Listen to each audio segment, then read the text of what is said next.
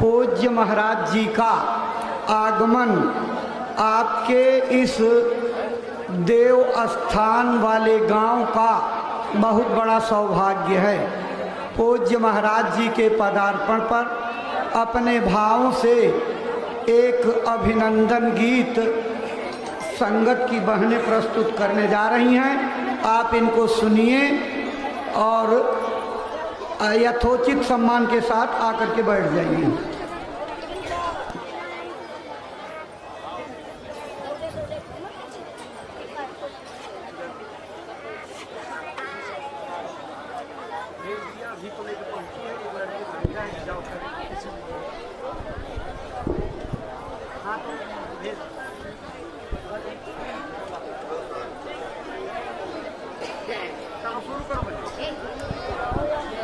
जय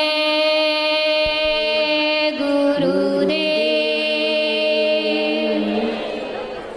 स्वागत गुरु चरण में स्वीकार हो हमारा। स्वागत गुरु चरण में स्वीकार हो हमारा। खुशियाँ लुटाए सारी इजहार हो हमारा। खुशियाँ लुटाए सारी इजहार हो हमारा।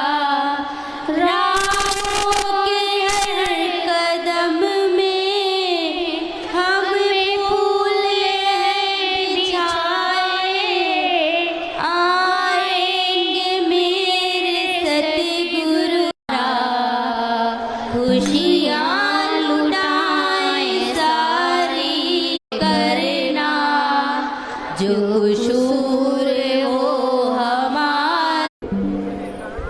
प्रेमी भाई बहनों, अभी आप पूज्य महाराज जी के पदार्पण के उपलक्ष्य में प्रस्तुत अभिनंदन गीत सुन रहे थे। आप जो भी लोग अभी मंच के सामने नहीं अपना स्थान ग्रहण किए हैं, आपसे प्रार्थना है कि आप आकर के सम्मान के साथ यथोचित स्थान लेकर के बैठ जाइए। ये मंच के सामने से जो रस्सी लगी है, इसके बाईं तरफ यानी आपकी तरफ से दाहिना भाग होगा, ये बहनों माताओं के लिए निर्धारित है। इसके दाहिनी तरफ यानी आपकी तरफ से बायां भाग होगा, ये भाइयों के बैठने के बात करेंगे। संसार में हमारी सांसों का तार, अपनों का प्यार, इस दिल इस तन में तड़पती श्वासों का ये तार रहेगा कितने दिन। धन माल कमाया भी तूने, संसार बसाया भी तूने। धन माल कमाया भी तूने, संसार बसाया भी तूने।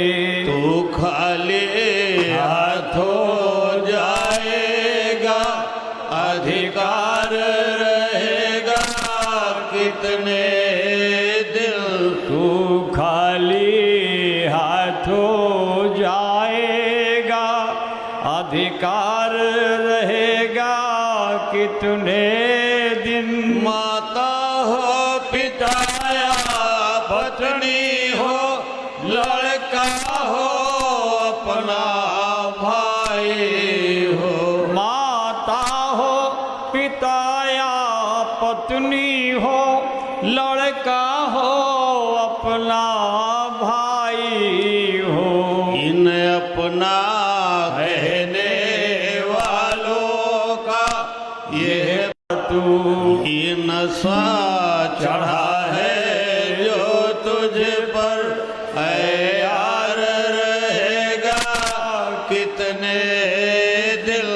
ये नशा चढ़ा है जो तुझे पर, ऐ यार रहेगा कितने दिन।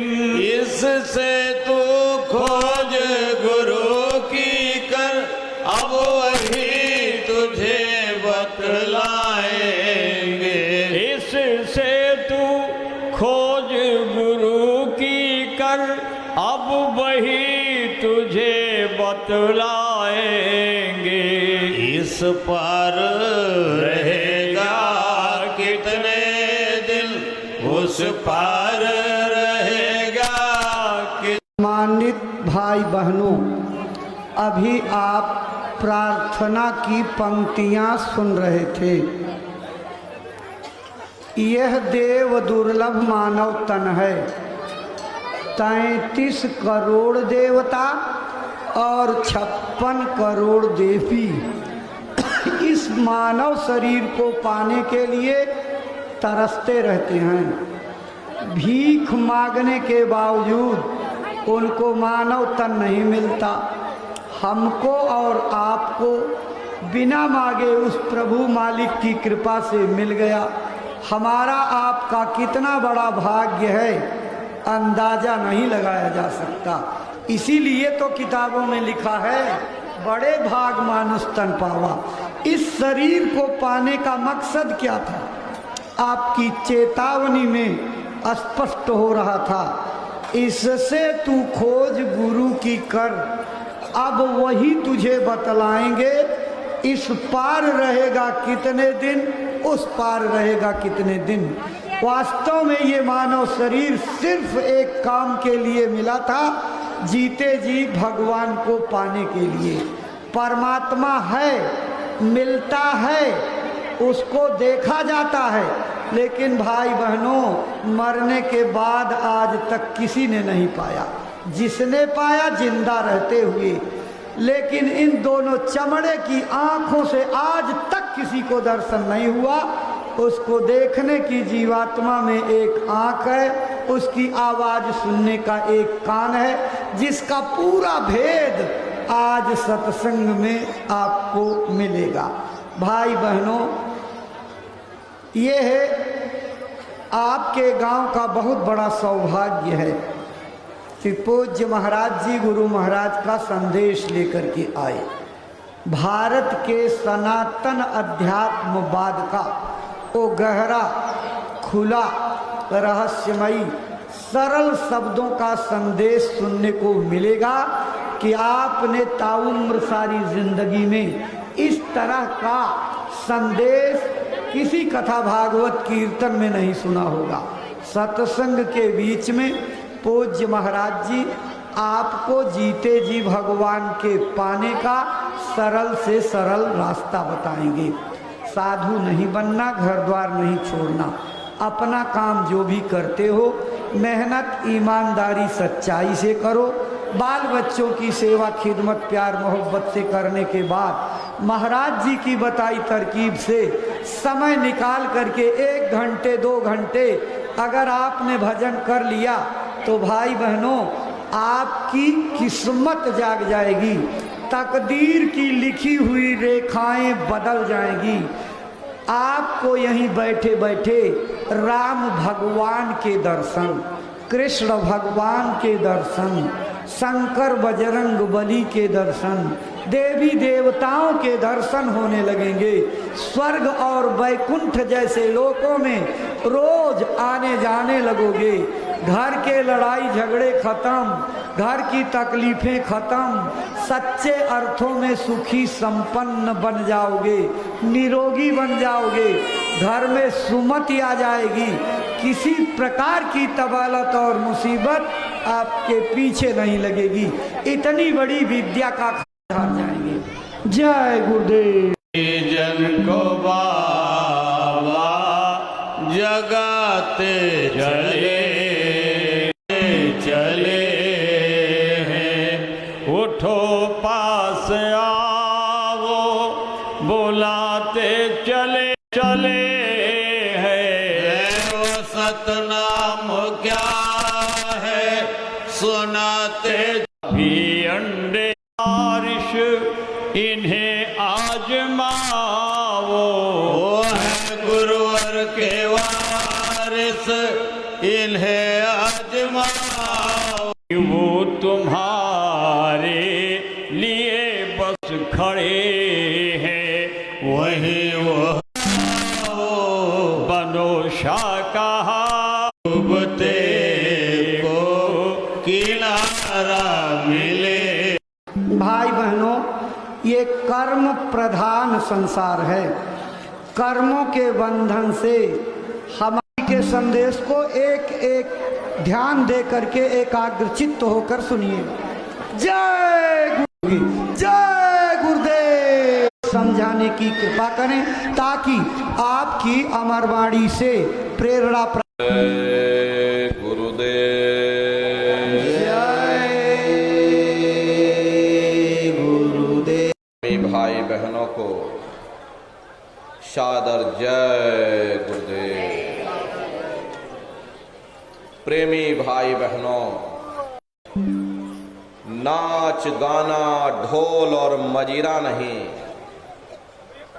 ये महात्माओं की अजर अमर वाणियां हैं। इसलिए प्रियात और बिरादरी, जो भी थोड़े बहुत वचन आज आपको सुनाए जाएं, उन वचनों को बड़े ध्यान के साथ सुनिएगा और समझने की कोशिश करिएगा। हम भी ये प्रयास करेंगे कि आपको सरल से सरल भाषा में आप सभी को समझाया जा सके। प्रेमी भाई बहनों, यह मनुष्य शरीर हम लोगों को हम आप नहीं जानते हैं, किंतु जिसका ये मकान है, जिसका ये शरीर है, वो अवश्य ही जानता है।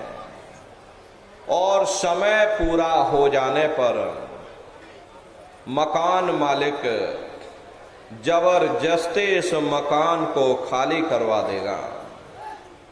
उस हमारे आपकी ये जात और बिरादरी, जिसके लिए हम लोग इतना लड़ते और झगड़ते थे, ये रुतबा, ये शानो शौकत उसी शमशान भूमि पर जल करके राख हो जाएगी।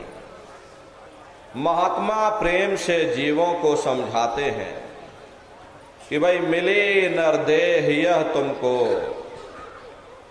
बनाओ काज कुछ अपना और पचो मत आ इस जग में, जानियो रैन का सपना। प्रेमी भाई बहनों, जैसे रात में हम लोग स्वप्न देखते हैं, हालांकि उस समय पर हमें स्वप्न सच मालूम पड़ता है, असली प्रतीत मालूम होता है। लेकिन जब हम लोग सुबह उठते हैं, जब हमारी आंखें खुलती हैं, तब हमें होश आता है कि नहीं भाई, हम तो स्वप्न देख रहे थे, ये सब भ्रम है। ठीक उसी प्रकार है, ये सराय मुसाफिर खाना है, ये शरीर भी तुम्हारा अपना नहीं है, ये भी काल का पिंजरा है। किराए का क्यों ना भरा हो, आप एक छोटी सी नाली काट कर खोल दीजिए, तालाब में छोटा सा छेद कर दीजिए, तो सारा पानी ही तालाब से बाहर निकल जाएगा। ठीक उसी प्रकार से हमारा ये शरीर भी श्वासों परिवार वाले, सब अड़ोस पड़ोस वाले मिनटों सेकंडों में इकट्ठा हो जाएंगे। प्रेमी भाई बहनों, जिस शरीर से तुम इतना प्रेम किया करते थे, उसे कोई मामूली कष्ट नहीं होता। मौत के समय में घन घोर पीड़ा होती है, जनमत मरत दुसह दुख होई। सहजोबाई ने बयान किया है, जब मृत्यु आती है तो किस तरह से प्राण निकलते हैं, प्राणों के निकलने की क्या प्रक्रिया होती है, पहले उसे आप अच्छी तरह से समझ लीजिए। फिर जब इंद्रिय चक्र टूटेगा तो ऊपर नाभि चक्र में समा जाएगा। नाभि चक्र में अग्नि का वास होता, यानी अग्नि ने फिर जल से जीवों को समझाते हैं कि भाई जब यह कर्म कला उपजावे और बुद्धि सुरत की आन दबावे, जब यह जीवात्मा पांचों तत्वों को लांग करके जाए, उस समय जीव टकटकी लगाकर देखता है कि कोई मेरी मदद कर दे, कोई मेरी सहायता कर दे, कोई रखने को तैयार नहीं होता। अरे आपके कितने भी सगे संबंधी क्यों ना हो, खास नात रिश्तेदार क्यों ना हो, लेकिन एक रात कोई घर में मट्टी रखने के लिए लेटे रहे, ये बिस्तर भी अशुद्ध हो गया है। अब इनकी छुई हुई चीज हमको घर में एक नहीं चाहिए, इसलिए इनका बिस्तर भी उठा ले जाओ, वहीं शमशान भूमि पर जला देना। लेकिन उसने कोई सोने की अंगूठी पहनी होगी, गले में कोई सोने की चैन पहनी होगी, उसे धीरे से उतार करके जेब में रख लोगे, बस वही एक अशुद्ध नहीं होगा और बाकी सब अशुद्ध हो जाएगा। हरे महात्मा कहते हैं कि भाई कुटुंब परिवार मतलब का बिना धन पास नहीं जाए, ये रिश्ते नातेदार, ये कुटुंब परिवार वाले, ये सब स्वार्थ के संगी साथी हैं। हरे प्रेमी भाई बहनों, आज तुम्हारी जेब में पैसा है तो सब जैसे तैसे तुमसे रिश्तेदारियां कायम कर लेंगे, लेकिन अगर आज जेब खाली हो जाए, कोई किसी को याद करने वाला नहीं। 13 दिन बाद 13वीं मना दोगे, लड्डू पूड़ी पकवान बना करके खिला दोगे, फिर जाने वाले को कोई याद नहीं करता। अभी बूढ़े बुजुर्गों से पूछा जाए कि भाई क्या तुमको तुम्हारे माँ बाप की याद आती है, तो कहेंगे भाई नहीं आती। अरे क्यों नहीं आती? मैंने भेजा था कि भाई ये मनुष्य शरीर ये किराए का मकान है, ये तुम्हारा अपना नहीं है। अगर ये तुम्हारा अपना होता तो हमेशा तुम्हारे पास रहे। इन्होंने अच्छे बुरे कर्म कर डाले, मेरे किराए के मकान को जहां जीव को ले चिपटाई, वहां लोहे के खंभे अग्नि से धधक धधक कर लाल हो रहे। ऐसे कर्म करने लग गए। कर्मों का ये जखीरा अंबार के अंबार हमने अपने सिर पर लाद लिए, आज उन्हीं कर्मों का भोग पा रहे। हरे महात्मा कहते हैं बड़ी भारी बदबू उसमें से आती है, जीवों को उसी में डाल दिया जाता। जब ही नरक से ऊपर काढ़े 4 खान 84 लाख योनियों में डाल दिया जाता। जैसे बच्चा होता है, बच्चा पहले हुआ करते थे, लेकिन आज अपने कर्मों का भोग पा रहे, एक जगह पर पेड़ बन के खड़े हुए। दूसरे से हमको आपको गर्मी लग गई तो हम लोग देखो छाया में आ गए, बोल नहीं पाते, कुछ बता नहीं पाते। हम लोगों के अंदर ये जुबान है, हम लोग बोल बता देते, वे सिर्फ रोते। लेकिन जब तक हड्डी हड्डी न बच जाए, उसके बच्चे अपनी माँ की पेट से नीचे नहीं उतरते। ऐसे न जाने कितने जीव जंतु इस संसार में भरे पड़े हुए, पौधों की योनि में तो कभी पशु और पंछियों की योनि में भटका खाते। प्रेमी भाई बहनों, 84 लाख योनियों की सबसे जो आखिरी योनि होती है वो गाय और बैल की योनि होती है। गाय शरीर प्राप्त हुआ, लेकिन बड़े अफसोस की बात है कि जैसे किसी को हीरा मिल गया, उसे हीरे की शरीर मिला है।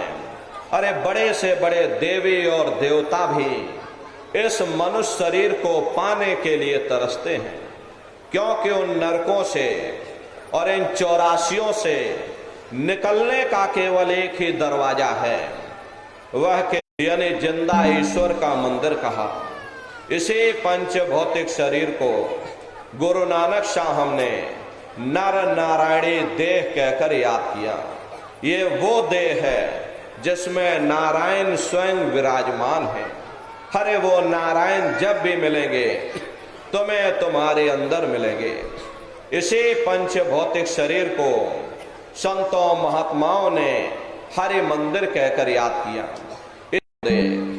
मैं तो तेरे पास में और ना तीर्थ में ना मूरत में, मैं तो हो विश्वास में, ना मैं तीर्थ में।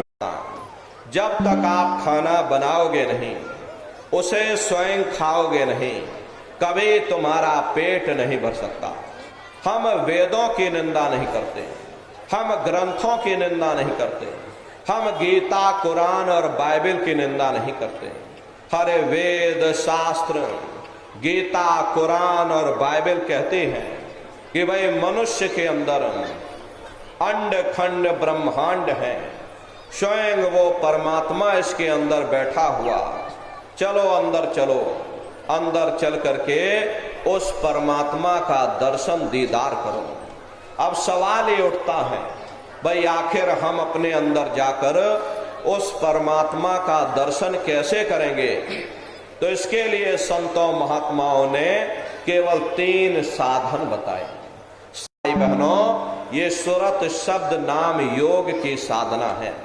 जितने भी महात्मा धरती पर आए, सभी महात्माओं ने उस मालिक को पाया। मीराबाई हुई, सहजोबाई हुई, उन्होंने भी उस मालिक को पाया। तो सुरत शब्द नाम योग की साधना। तो प्रेमी भाई बहनों, पहले हमको अपने अतीत को समझना पड़ेगा। पहले यहाँ कुछ नहीं था, पहले ना हम थे ना आप थे, न ये जमीन थी ना ये आसमान था, न देवी थे ना देवता थे। पहले कुछ नहीं, सत्पुरुष भगवान को बैठा दिया। काफी समय जब बीत गया तो नीचे की रचनाओं का विस्तार सत्पुरुष भगवान ने किया। उन्होंने अपनी आवाज पर अनंतों अनंत अनंत ब्रह्मांडों की रचना की और अपने 16 पुत्रों को नीचे उतार दिया। निरंजन भगवान, जिनको दुनिया ईश्वर कहती है, समय पूरा होगा तब तुम वापस अपने देश चले आना। सत्पुरुष के आदेश पर ये रूहें, ये जीवात्माएं नीचे आने को तैयार हो गई। सबसे पहले 4 प्रकार के कपड़े, कारण कपड़ा, सूक्ष्म कपड़ा, सबकी आंख कान खुली हुई थी, रोज मालिक का दर्शन करते थे, रोज आते और रोज जाते थे।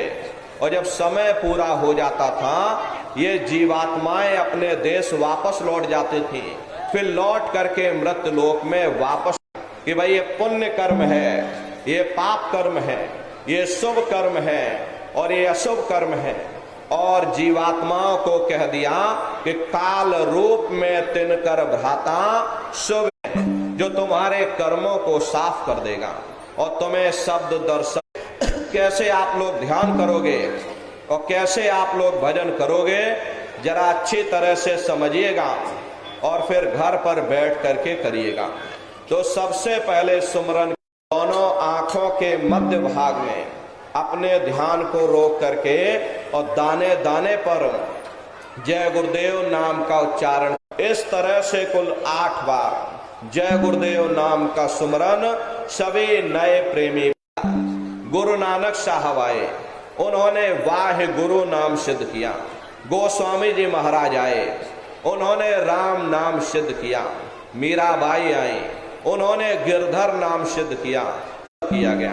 बहुत से बगैर पढ़े लिखे लोग हैं, बूढ़े बुजुर्ग हैं, बच्चे बच्चियां हैं। आसानी से आप लोग समझ सको, सुमरन ध्यान भजन कर सको।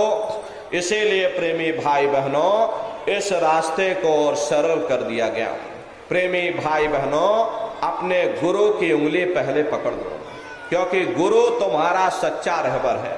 अरे गुरु गोविंदो खड़े काके लागो पाई, और बलिहारी गुरु आपने जिन गोविंद दियो बताई। महिमा उन्हीं की है जिन्होंने गोविंद को लखा दिया। इसलिए पहले से ही अपने शरीर को बिल्कुल ढीला छोड़ देना। जितना आराम से आप लोग बैठोगे उतना आपके लिए अच्छा रहेगा। तो ढीले बदन से बैठिएगा, आंखों को धीरे से बंद, ये आंखों की पुतलियां अंदर अंदर हिलेंगी। लेकिन जब आप अभ्यास करोगे, करत करत अभ्यास थे जड़मत होत सुजान, जब अभ्यास करते रहोगे तो ये आंखों की पुतलियां हिलना की दृष्टि अंधेरे में रुक जाएगी। और जैसे ही आपकी दृष्टि उस अंधेरे में एकाग्र होगी तो सुई की नोक के बराबर काले में भी काला बिंदु, बड़ा चमकीला बिंदु होगा, तारे की तरह चमचम चमचम चमकेगा, वो सामने आपको दिखाई पड़ जाएगा। जब वो चमकदार बिंदु सामने दिखाई पड़ जाए तब आप अपनी दृष्टि को उस बिंदु पर एकाग्र करिएगा। जब आप अपनी दृष्टि बिंदु पर एकाग्र करोगे तो बिंदु के चारों तरफ से बड़ा भारी प्रकाश निकलेगा, चक्र की तरह से बहुरंगी प्रकाश होगा, इंद्रधनुष की तरह से। और वो प्रकाश जिसमें से वो प्रकाश निकल रहा वही बिंदु दरवाजा है, वही बिंदु खिड़की है। उसी को हरि का द्वार यानी कि हरिद्वार कहा गया। बहुत विशाल वो दरवाजा। प्रेमी भाई बहनों, जब एक टक हो करके आप उस बिंदु को देखते रहोगे तो वो बिंदु फट जाएगा, वो दरवाजा खुल जाएगा, ये शिव नेत्र खुल जाएगा, ये दिव्य दृष्टि खुल जाएगी। 24 घंटे गूंज रही। तो कैसे भजन करोगे जरा अच्छी तरह से समझ लो। ये दोनों उंगली कानों में डाल करके ये कानों को बंद कर लेना। बैठ करके भजन नहीं कर पाते हो तो आप लेट करके भजन करिएगा। ऐसे सीधे लेट जाना और लेटे लेटे आंख और कान को बंद कर लेना। मतलब तो आंख और कान को बंद करना है, चाहे आप लेट करके करो या चाहे आप बैठ करके करो। यही आपसे कहा गया है। ये आंख कान मुख बंद कराओ, अनहद झिंगा शब्द सुनाओ। यानी पहले अपने आंख को बंद करो, अपने मुख को बंद करो। ये दोनों उंगली कानों में डाल करके ये कानों को बंद कर लो और ऊंचे से ऊंचा ध्यान दे करके अंतर में गौर से आवाज को सुनने की कोशिश करना। प्रेमी भाई बहनों, जब आप अपने कानों को बंद करके अंतर में गौर से आवाज को सुनोगे तो आपको ऐसा अनुभव होगा कि कहीं सीटी जैसी आवाज हमारे कानों में बज रही। टी, इस तरह से सीटी जैसी आवाज शुरू में आप सभी को सुनाई पड़ेगी। करना कुछ नहीं है, लेटे हो चाहे बैठे हो, बस आप उस आवाज को सुनते रहना और सुनते सुनते उसी में लीन हो जाना। जब आप उसमें लीन हो जाओगे तो कुछ समय बाद में दोबारा आपको अनुभव होगा कि कहीं लगी हुई। यहाँ पर जिस 2.5 अक्षर का वर्णन उन महात्माओं ने किया है वो है शब्द सा, आदा, बा और दा। उसी शब्द को महात्माओं ने नाम कहा। कलयुग जोग न जग न ज्ञाना, एक आधार नाम गुण गाना। कलयुग में न योग है, न यज्ञ है, न ये ज्ञान है। अरे कलयुग में क्या है? कलयुग केवल नाम आधारा और सुमेर सुमेर नर उतर ही पारा। कलयुग में केवल नाम का आधार है। वो नाम तुम्हारे अंदर 24 घंटे गूंज रहा। तो उसी घंटे संग की आवाज को महात्माओं ने शब्द या नाम कहा। उसी घंटे संग की आवाज को मुसलमान फकीरों ने कलमा कहा। उसी घंटे संग की आवाज को ईसा मसीह साहब ने वर्ड या लागश कहकर याद किया। उसी घंटे संग की आवाज को गुरु नानक साहब ने अनहद वाणी कहकर याद किया। चीन में जो महात्मा हुए उन्होंने इसको ताओ कहकर याद किया और हिंदू महात्माओं ने इसे देववाणी आकाशवाणी कहकर याद किया। उन अलग अलग महात्माओं ने अपनी अपनी भाषा में हम लोगों को समझाने की कोशिश की कि भाई वो घंटे संग की आवाज तुम्हारे सबके अंदर गूंज रही है, वो आपको सुनाई पड़ेगी। लेकिन शुरुआती समय में आपको ऐसा मालूम पड़ेगा कि कहीं बड़ी दूर पर घंटियां बज रही, टन टन टन, लेकिन सुनाई हर एक को पड़ेगी। प्रेमी भाई बहनों, जब घंटे और शंख की आवाज आपको सुनाई पड़ने लग जाए, तब आप सीटी की आवाज को छोड़ देना और घंटे शंख की आवाज को पकड़ लेना, उसको आप सुनने लग जाना। जब आप उसको सुनने लग जाओगे तो वो नहीं पिया।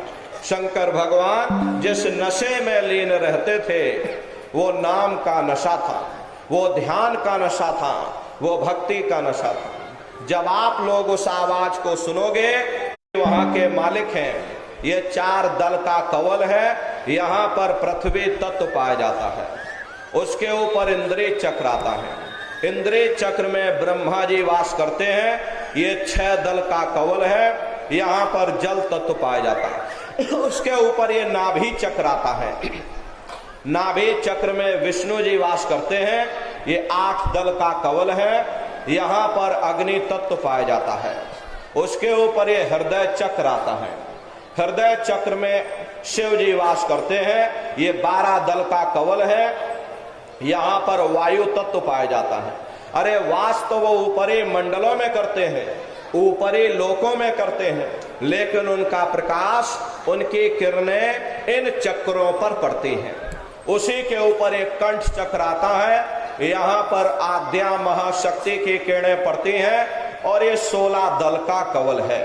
और आप सबसे ऊपर तुम्हारी जीवात्मा, शब्द जीवात्मा को खींच करके इस शरीर से बाहर कर देगा। फिर आप अपनी आंखों से देखिएगा कि हमारा शरीर ये है और हम ये खड़े। आप अपने शरीर से अलग हो जाओगे। जैसे चिड़िया होती है, चिड़िया घोंसले से निकल करके आसमानों की उड़ान भरती है, शाम को फिर अपने घोंसले में आ जाती, ऐसे ही तुम्हारी ये जीवात्मा इस शरीर रूपी घोंसले से निकल करके और ब्रह्मांडों की सैर करेगी, देवी देवताओं के दर्शन करेगी, राम और कृष्ण के दर्शन करेगी, और घूम करके फिर अपने शरीर रूपी घोंसले में वापस चली आएगी। प्रेमी भाई बहनों, ये ब्रह्मा विष्णु महादेव जिनकी सारी दुनिया पूजा करती है, अरे आप सभी लोग ब्रह्मा विष्णु महादेव की पूजा करते हो, लेकिन कभी आपने ये विचार नहीं किया भाई जिनकी हम सभी लोग पूजा करते हैं, आखिर ये लोग कि सचखंड में पहुंचेगी। प्रेमी भाई बहनों, ये आध्यात्म विज्ञान है, दुनिया का विज्ञान ये तो चंद्रमा तक पहुंचा है, लेकिन आध्यात्म विज्ञान कहां तक पहुंचा, जरा उसे आप समझिएगा। प्रेमी भाई बहनों, शब्द को पकड़ करके ये जीवात्मा ऊपर से नीचे आई है, तो कैसे शब्द को पकड़ करके ये जीवात्मा मंडल दर मंडल अपने घर वापस पहुंचेगी, जरा उसे समझने की कोशिश करिएगा। प्रेमी भाई बहनों, जब आप भजन करोगे और घंटे शंख की आवाज को पकड़ करके जब आप शरीर रूपी घोंसले से बाहर निकल जाओगे, तो उसी घंटे शंख की आवाज को पकड़ करके ये जीवात्मा, प्रेमी भाई बहनों, ब्रह्मांडों की सैर करेगी। पलक झपकते यह जीवात्मा खरबों जोजन ऊपर चली जाती है। ये सूरज चांद सितारों को पार करने के बाद सबसे पहले जो आपको लोक मिलेगा, उसे महात्माओं ने शिवलोक कहा। शिवलोक तमोगुणी स्थान है, वहां के मालिक शिव जी हैं और पार्वती जी के उसी के ऊपर विष्णु लोक मिलेगा। प्रेमी भाई बहनों, घंटे और शंख की आवाज को पकड़ करके रखना पड़ता है। यदि आपने उस आवाज को छोड़ दिया तो सेकंड भर आपको नहीं लगेगा, धड़ाम से आप अपने शरीर में वापस लौट आओगे और बाहरी आंखों को खोल दोगे। इसीलिए उस आवाज को, शब्द को पकड़ करके रखना पड़ता है। तो ब्रह्मा जी का दर्शन करने के बाद फिर जब आप ऊपर चढ़ोगे, उसी के ऊपर विष्णु लोक आएगा। विष्णु लोक वो सतोगुणी स्थान है, वहां के मालिक विष्णु जी हैं। उनका बड़ा मनमोहक स्वरूप है। उनकी 4 भुजाएं हैं और चारों भुजाओं में शंख गदा पद्म और चक्र सुशोभित हैं। और आप क्षीर सागर में लक्ष्मी जी के साथ विराजमान हैं। ये तीनों देवता ब्रह्मा, विष्णु और महादेव। समझिए जैसे आपके उत्तर प्रदेश की राजधानी लखनऊ है, हम लोग लफ्जों के झगड़े में उलझे हुए, घंटे और शंख की आवाज जो हर इंसान के अंदर गूंज रही, जरे चिराग बिना रोगन बिन बाते और 6 ऋतु 12 मास जरत रहे दिन राते और सतगुर मिले जो होए ताहि के अंतर का भेद लिखा है। हम लोग बाहर मुखी क्रियाओं में फंसे हुए, इसीलिए हम लोग अर्थों को समझ नहीं पाते हैं और अर्थ का अनर्थ कर डालते हैं। गोस्वामी जी महाराज ने जब साधना किया और साधना करके जब ऊपर गए, जो कुछ उन्होंने वहां देखा तो उन्होंने रामचरित्र मानस में लिख दिया। क्या उन्होंने लिखा? देखिए गोस्वामी जी महाराज लिखते हैं कि मोद्यो नैन त्रिशत में भयो पुण्य चितवत कौशलपुर गयो। जब मैंने अपने बाहर की आंख बंद की, मेरे अंतर की आंख खुल गई और मैं क्या देख रहा हूं, मैं कौशलपुर देश में पहुंच गया। मोहे विलोक राम मुस्काई, मुझे देख करके राम भगवान प्रसन्न हो गए। उन्होंने ऊपर जाने का मुझे रास्ता दे दिया और मैं ऊपर जा करके क्या देख रहा हूं, उधर माज सुने अंडजराया, देखे बहु ब्रह्मांड निकाया, अति विचित्रता लोक अनेका, रचना अधिक एक तेका। विचित्र विचित्र भांत के वहां पर लोग बने हुए, एक से बढ़कर एक सुंदर, सोने के वहां पर महल बने अपना। तब मेरे पीर बुझाने और मीरा सुरत शब्द सहलानी। कबीर साहब को जब ये दौलत मिल गई और अन्य महात्माओं को जब ये दौलत पावे और बात बतावे सारी रे, और जीता मरकर फिर जी जावे, बिन भोजन बलधारी रे, और ब्रह्मानंद। उसी शब्द को पकड़ करके ये जीवात्मा दूसरे मंडल की चढ़ाई करेगी। वो शब्द आपको पहले मंडल पर सुनाई पड़ेगा। श्याम तज श्वेत को गहना, सुरत को तान धुन सुनना, और बंक के द्वार धस बैठो और त्रिकुटी जाए कर लेना।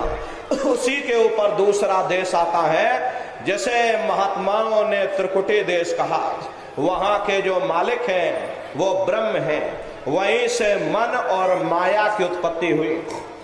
वहीं से 3 गुण, रजोगुण, तमोगुण, सतोगुण, तीनों गुणों की उत्पत्ति वहीं से हुई। ये जो आपके वेद हैं, अरे वेदों को सारी दुनिया पढ़ती है, वेदों की भी उत्पत्ति उसी स्थान से हुई है। महात्मा कहते हैं कि भाई त्रिकुटी महल में विद्या सारा, घनहर गरजे बजे नगारा, लाल वरण सूरज उजियारा। वहां पर 2 धुने, बादलों की गर्जन और नजर आएगा। महात्मा जब साधना करके वहां पहुंचे, तभी महात्माओं ने लिख दिया कि लाली मेरे लाल की, जित देखो तो लाल, और लाली देखन में गई और मैं भी हो गई लाल। वो पूरा ब्रह्मांड ही लाल है। तो जितने साधक वहां पहुंच जाते, उन सभी को योगेश्वर कहा जाता है। योगेश्वर की पदवी उन्हीं को मिलती है। योगेश्वर भगवान श्री कृष्ण उसी देश में वास करते हैं। ये जो ब्रह्म देश है वो श्री कृष्ण भगवान का ही देश है। श्री कृष्ण भगवान वहीं पर रहते हैं। ये बाहर की जन्माष्टमी नहीं है जो आप लोग मनाते हो, अरे तो आप नकल करते हो।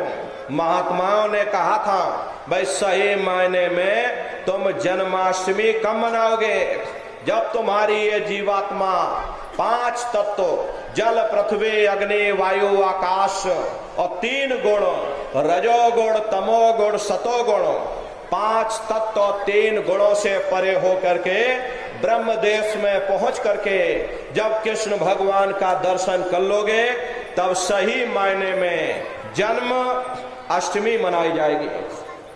वहां कृष्ण भगवान का दर्शन करने के बाद फिर तुम्हारी ये जीवात्मा तीसरे मंडल के शब्द को पकड़ करके और तीसरे मंडल की चढ़ाई करती है। आगे पहुंची सुन झंकार, ररंकार दोने सुने पुकार, आगे श्वेत शून्य है भाई, मान सरोवर पैठ नहीं। उसी के ऊपर तीसरा देश आता, जैसे महात्माओं ने शून्य देश कहा, उसी को रारंग देश कहा जाता, उसी को अक्षर और नेति कहा जाता। वहां के जो मालिक हैं वो रारंग पुरुष यानी कि पर ब्रह्म पुरुष है। वहां किंगरी और सारंगी दो धुनें उस लोक में गूंजती रहती हैं। और पार ब्रह्म पुरुष का जो स्वरूप है वो पूर्णमासी के चंद्रमा के समान बड़ा ही मनमोहक स्वरूप है। इसी स्थान पर प्रेमी भाई बहनों एक बहुत बड़ा अमृत का सरोवर बना है, जैसे महात्माओं ने मान सरोवर कहा।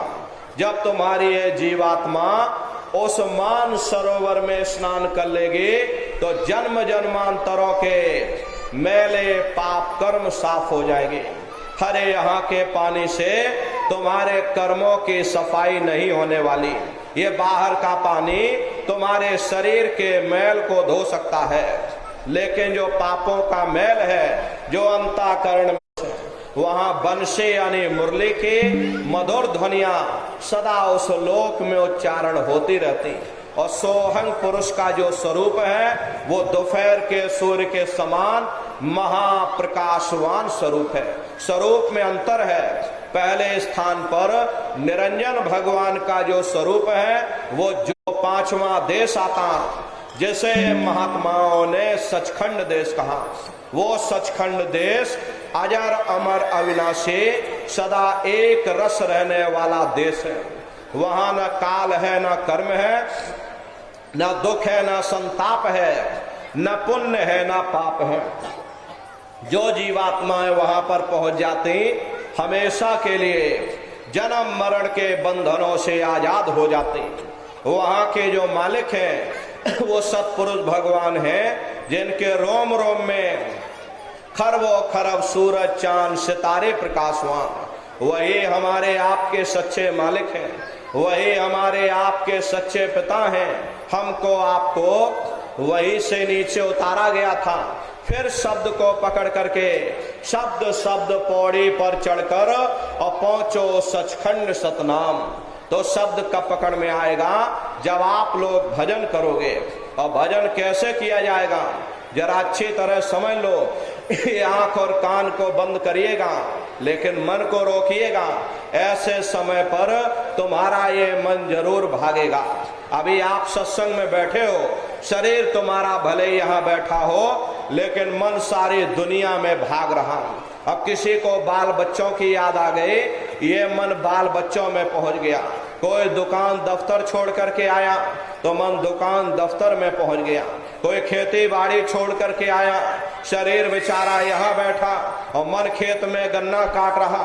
तो ऐसे भजन से कोई लाभ नहीं होगा। अरे भाई, जिन्होंने मार मन डाला उन्हीं को सूरमा कहना। अगर दुनिया में कोई हमारा दुश्मन है वो केवल हमारा मन है। ये भाई भाई में लड़ाई कौन करवाता? केवल हमारा मन करवाता। मजहब में झगड़े कौन करवाता?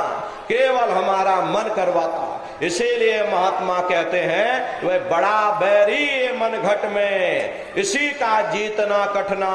अगर दुनिया में कोई हमारा दुश्मन है वो केवल हमारा मन है। ये मन रूपी रावण कब मरेगा? जब 9 द्वारों पर फतेह हासिल करके तुम यहाँ 10वें द्वार पर चढ़ जाओगे, तब सही मायने में दशहरा मनाई जाएगी। अरे बाहर के दशहरा नहीं है जो लकड़ी का रावण बना देते हो और फूंक फांक करके घर चले आते, कहते भाई हमने रावण मार दिया। अरे महात्माओं ने कहा था भाई सही मायने में तुम दशहरा कब मनाओगे? जब 9 द्वारों पर फतेह हासिल करके तुम यहाँ 10वें द्वार पर चढ़ जाओगे, तब सही मायने में विजयदशमी मनाई जाएगी। तब ये मन रूपी रावण तुम्हारा मरेगा।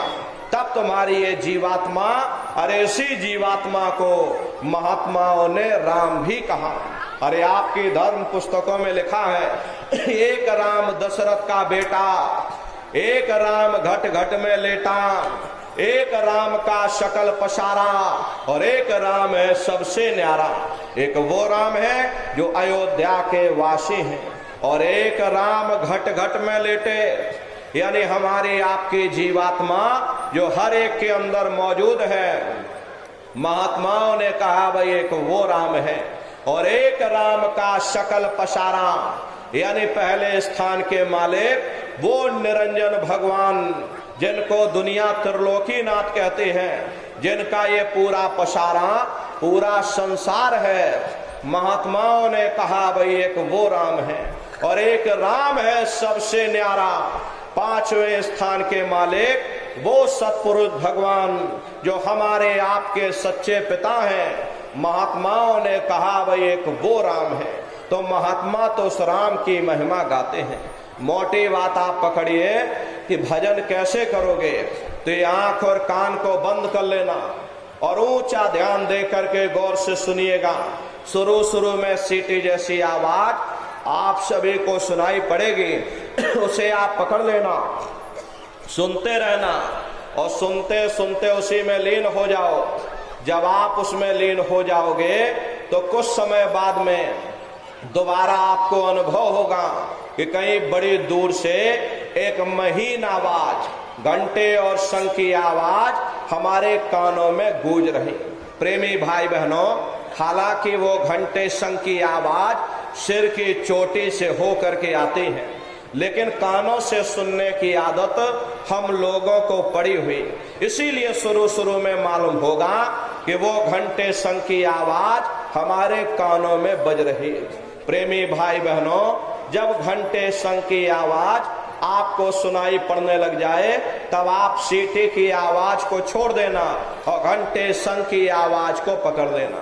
एक बार प्रेमी भाई बहनों आप उस आवाज को पकड़ लो, फिर वो आवाज आपको नहीं छोड़ेगी, खींच करके शरीर से बाहर कर देगी। रोज आना, रोज जाना, रोज ब्रह्मांडों की सैर करना, रोज देवी देवताओं के दर्शन करना, रोज राम और कृष्ण के दर्शन करना, और घूम करके फिर अपने शरीर रूपी घोंसले में वापस चले आना। तो सुमरन, ध्यान और भजन, ये तीन क्रियाएं आपको बताई गई। रास्ता सच्चा है, आप करोगे, आपको अनुभव होगा, दिखाई भी पड़ेगा और सुनाई भी पड़ेगा, लेकिन नित्य नियम से अभ्यास करिएगा। नागा नहीं होना चाहिए। अरे आप शरीर को देखो, भोजन देते हो, सुबह दोपहर शाम रात खाते रहते, लेकिन कभी आपने विचार नहीं किया ये जीवात्मा जो जन्म जन्मांतरों से बेचारी भूखी प्यासी बैठी है, और जिसकी शक्ति से तुम्हारा इतना बड़ा ये शरीर चल रहा, तो कभी अपनी जीवात्मा को तुमने भोजन नहीं दिया। अरे इसका भोजन भजन है, इसका भोजन शब्द है, इसका भोजन नाम है। अपना ये नियम बनाइए कि पहले हम अपनी जीवात्मा को भोजन देंगे, फिर अपने शरीर को भोजन देंगे। अगर ये नियम आपका बन गया तो आपका लोक भी बन जाएगा और आपका परलोक भी बन जाएगा। प्रेमी भाई बहनों, उस मालिक को पाने के लिए तुम्हें घर बार छोड़ने की जरूरत नहीं है, तुम्हें समाज छोड़ने की जरूरत नहीं है, तुम्हें जात बिरादरी बदलने की जरूरत नहीं है। अरे जात पात के रगड़े झगड़े ये हमारे अपने नहीं है, ये सिर्फ हमारे मन की खुराफात है। आप सभी लोग बुद्धिमान हो, अपनी अपनी बुद्धि से आप सभी लोग विचार करिएगा। जब गुरु नानक साहब नहीं आए थे तब कोई सिख नहीं था, जब मोहम्मद साहब नहीं आए थे तब कोई मुसलमान नहीं था, जब ईसा मसीह साहब नहीं आए थे तब कोई ईसाई नहीं था, और पीछे लौटते चले जाओ तो केवल मनुष्य ही मनुष्य रह जाते। ये रगड़े झगड़े किसने पैदा किए? ये हमने आपने पैदा किए। अरे कोई भी महात्मा यहाँ पर आकर के ना कोई कौम मनाने आता है, ना कोई मजहब चलाने आते हैं, ना ही आप हमारे हाथों में ये डंडे और तलवारें देने के लिए आते हैं। अरे आप तो सच्चा मार्ग, सनातन मार्ग समझाने के लिए इस धरा भूमि पर शरीर रूप में अवतरित होते हैं।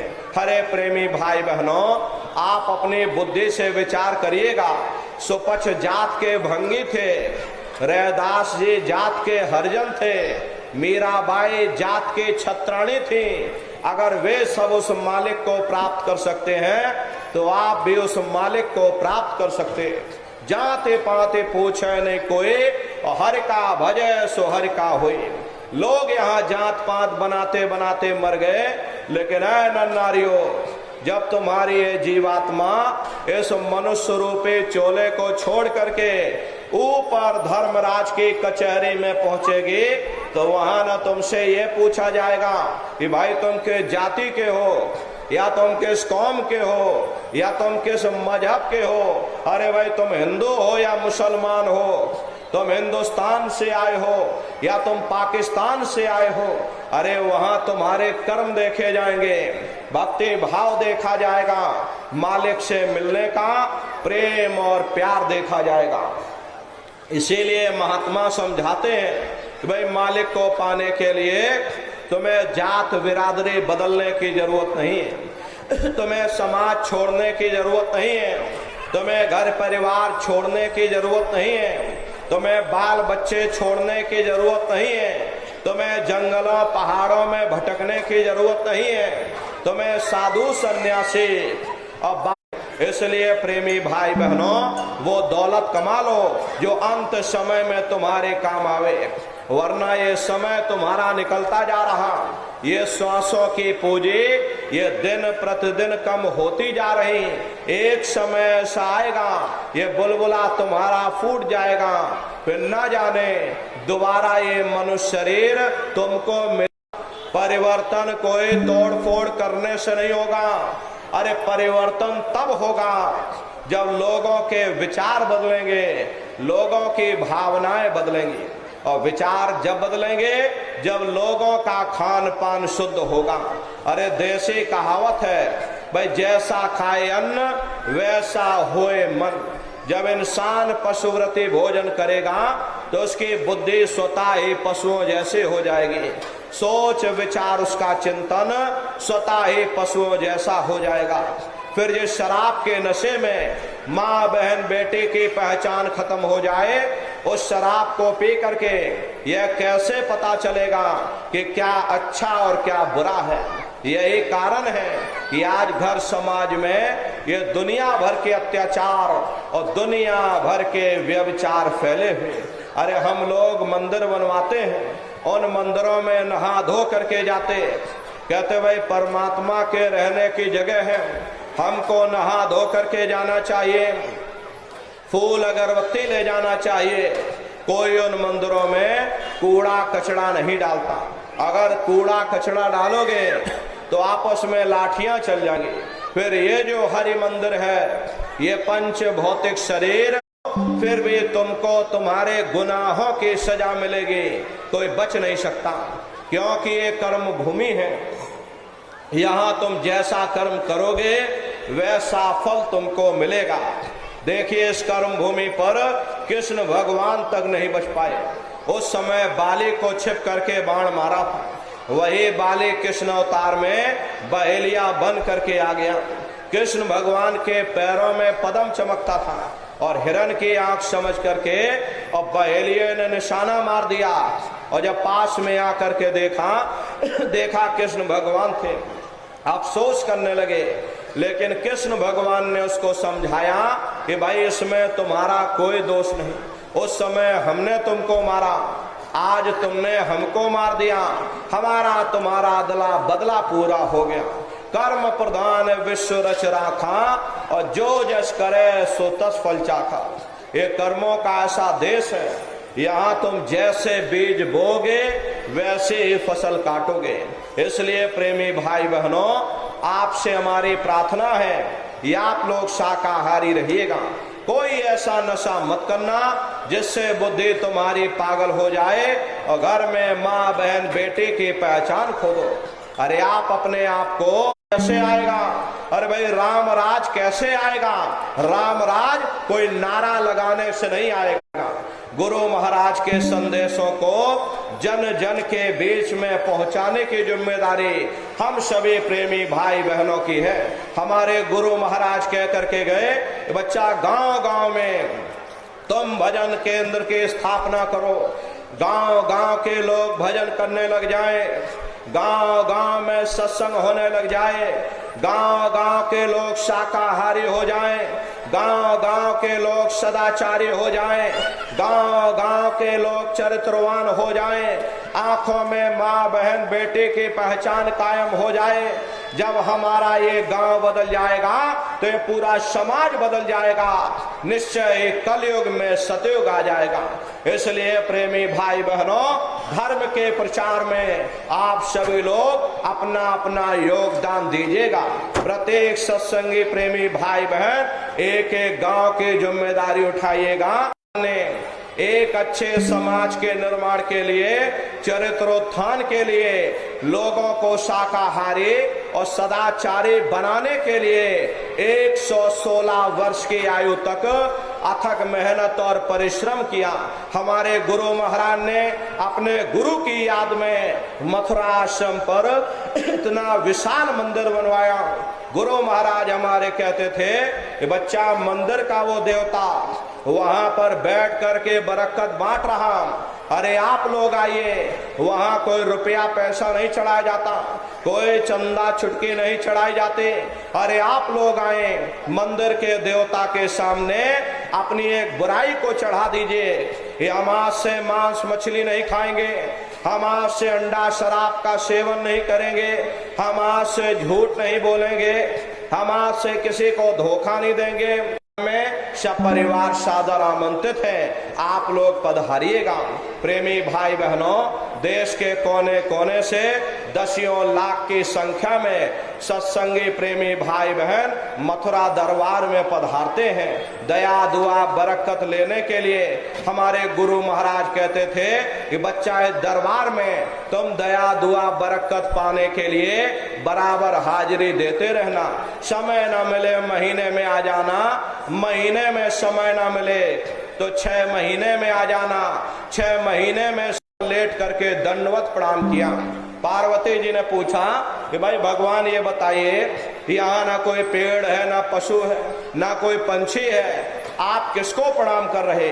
तब शंकर जी ने उत्तर दिया कि भाई पार्वती या भूमि की, और क्या कहूँ वर्णन भाग्य, और 10,000 वर्ष पूर्व संत रहे यही जाग। है पार्वती, जमीन के बहुत बड़े भाग्य हैं। आज से 10,000 वर्ष पहले एक संत महात्मा एक जमीन पर आकर सत्संग कर गए थे।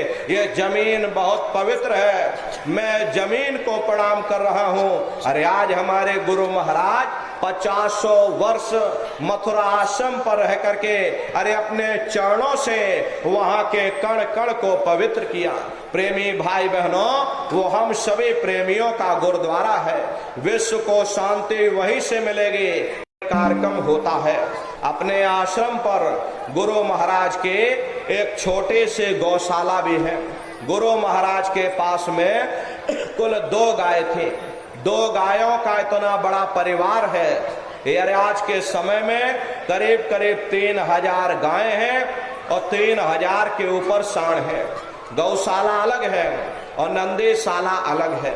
किसी को बाहर नहीं भेजा जाता, क्योंकि हमारे गुरु महाराज कह करके गए, बच्चा ये मेरी प्यारी गाय हैं, इनको यहीं पर रखना, अगर बाहर भेज दो तो गुरु महाराज की कर्म भूमि है। और गुरु महाराज की जन्मभूमि जहां पर हमारे गुरु महाराज का जन्म हुआ, जिला इटावा, ग्राम खितौरा में है। जैसा भव्य मंदिर, बच्चों को भी साथ में लेकर के आइएगा।